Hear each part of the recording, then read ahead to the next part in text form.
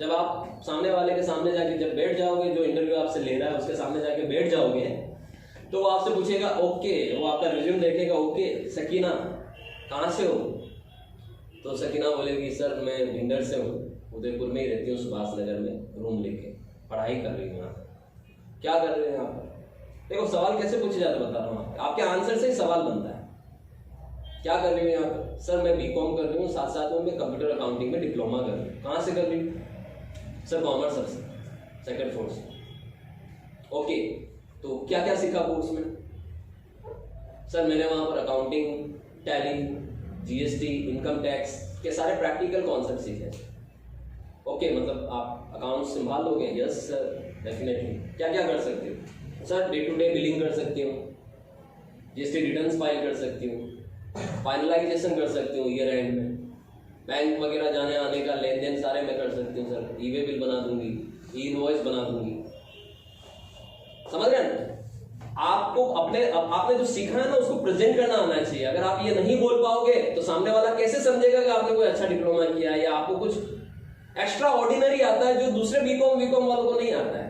जो कॉलेज में इतनी भीड़ जाती है, एक एक कॉलेज में वहां पर हजार बच्चे पढ़ने जा रहे हैं। साल के हमारे उदयपुर में 5-7 यूनिवर्सिटी जो है साल के लाखों बच्चे ग्रेजुएट करके निकाल रही है। उनसे आप कैसे हटके हो ये आपको बोलना आना चाहिए।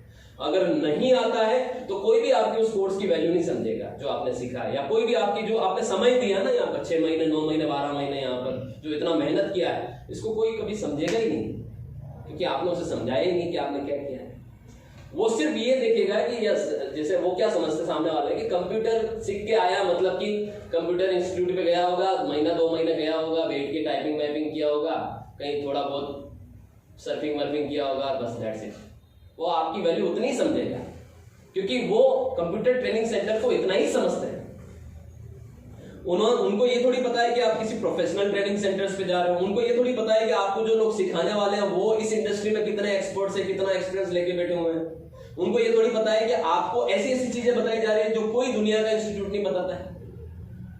जो सीए ऑफिस में काम होता है वो क्लाइंट के डेटाबेस पर आपको यहाँ काम सिखाया जा रहा है, उनको थोड़ी पता, आपको बताना पड़ेगा। जब आप जीएसटी रजिस्ट्रेशन देख रहे हो, जब आप ई वे बिल पोर्टल पर ई वे बिल देख रहे हो, जब आप ई इनवॉइस पोर्टल पर जाकर ई इनवॉइस देख रहे हो, जब इनकम टैक्स पोर्टल सीख रहे हो, आप जब आईटीआर फाइलिंग सीख रहे हो, जीएसटी रिटर्न फाइलिंग सीख रहे हो, जीएसटीआर 1 में आप एक एक टेबल का बहुत इन डेप्थ नॉलेज ले रहे हो, इतना कहां कौन सिखाता है या कोई सीखता है। जब आप ये सीख रहे हो तो आपको ये बताना भी पड़ेगा, तभी आपका वैल्यू बनेगा बेसिकली। अदरवाइज आपके कोर्स को या आपकी जो एक्स्ट्रा करिकुलम है उसको सामने वाला बहुत ही हल्के में ले लेगा कि हाँ ठीक है, ऐसे लिखने के लिए लिखा होगा, आपने जब तक अपने आप को प्रूव नहीं किया। कॉन्फिडेंस लेवल हाई होना चाहिए हमेशा, बॉडी लैंग्वेज आपका एकदम पॉजिटिव एटीट्यूड होना चाहिए। डर किस बात का? ज्यादा रिजेक्ट ही तो करेगा,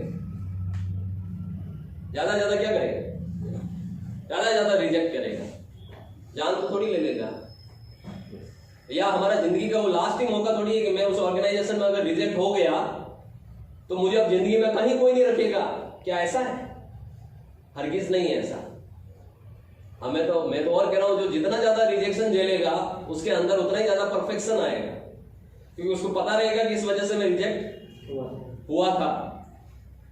तो जो जितना ज्यादा फेल्यूर को झेलेगा या फेस करेगा उसका सक्सेस उतना ही बड़ा होगा, हमेशा ध्यान रखें। इसलिए कभी भी एक तो अपने ऊपर बिलीव करना मत छोड़ो, और ऐसा अपना थोड़ा सा बातचीत किया करो आपस में, कम्युनिकेशन स्किल्स अच्छी करो, थोड़ा लैंग्वेज पे थोड़ा वर्क करो अपना, क्योंकि बेसिकली जमाना अब आने वाले समय में सब इंटरनेशनल लैंग्वेज का जमाना है। अच्छी कंपनियों में आपको लैंग्वेज मांगेंगे, तो आपका कम्युनिकेशन स्किल पे आपको काम करना है, आपका एटीट्यूड पे काम करना है, आपके स्किल पे काम करना है, आपके नॉलेज पे काम करना है। तो जब आप इन सब चीजों पर थोड़ा वर्क करोगे तो आपको प्राइवेट सेक्टर में भी बहुत अच्छी जॉब अपॉर्चुनिटी मिल जाएगी।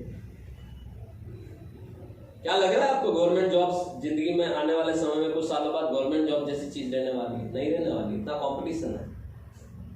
अभी एडमिशन हो रहे हैं मेरे पास जो 4-4 5-5 साल गवर्नमेंट जॉब में स्पेंड किए उन्होंने, अब थक हार के आ रहे हैं सर एडमिशन लेना, स्किल डेवलप करना।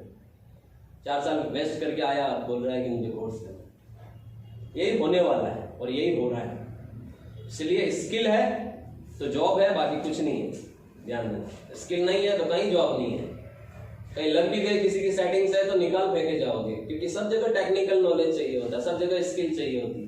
अच्छा क्या कर लोगे एमकॉम की डिग्री लेके, मुझे बताओ, बीकॉम एमकॉम की डिग्री लेके या एमबीए करके आप फाइनेंस फील्ड में गए, किसी कंपनी में लग गए सपोज, तो जाते ही तो आपको प्रैक्टिकल काम करने पड़ेंगे। अकाउंट्स फील्ड ही ऐसा है जहां पर आपको प्रैक्टिकल काम करना पड़ेगा, इन हाउस काम करना पड़ेगा। आता है तो टिके रहोगे, नहीं आता है तो दूसरे दिन तीसरे दिन भैया कुछ आता नहीं है तेरे को तो जीरो, तो बिल्कुल जा पहले सीख के आ जा, ऐसे बोलेंगे। लग गए थे लेकिन तीसरे दिन निकाल दिए गए क्योंकि काम नहीं आता। ये चीज आपको ध्यान रखनी है, प्रेजेंट करना आना चाहिए। अगर वहां इतना कॉन्फिडेंस रखा है सीए के सामने, तो इधर भी रखना है। तो तुम्हारे साथ उठने बैठने वाले लोग